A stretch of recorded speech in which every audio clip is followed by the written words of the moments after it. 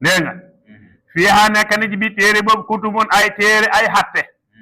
téere boobu lamboona ay xatte lamboona ay xissa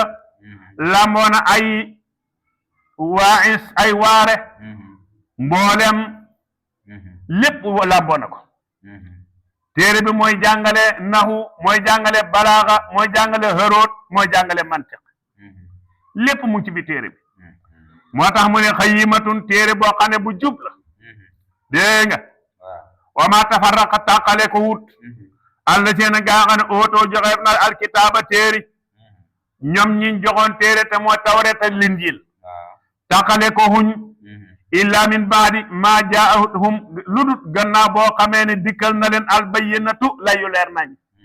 ñoom daal lañ nekkoon ñu nga ca tàqale ko ludut ba yonent bi alayhi salaatu wasalaam ñëwee alquran ñëw dégg nga muhjisa ñëw ci yonent bi alayhi salaatu wasalaam mu indi yii ñu commencé nag weddi waa Màkka ne déeret du moom dem ba tuddee ne kii njeberkat la dem ba ne sax moom dee gisaane kat la yàlla weddi ñu ne déeret moom sax dee dafa dof innahu majnun yàlla weddi waaye lu ñu wax rek yàlla weddi yàlla ne déeret de laqad jaakum rasulun min anfusikum asisun alayhi ma anittum indil na da ngeen a waxoon ne moom ngeen ay xaar indil naa leen yónninte boo xam ne ci yéen la bokk dégg nga li ngeen wax yëpp nekkul ci moom moo tax ñoom yahuud yi ak nasaraan yi dañ doon xaar ba kii ñëwee dañ koo weddi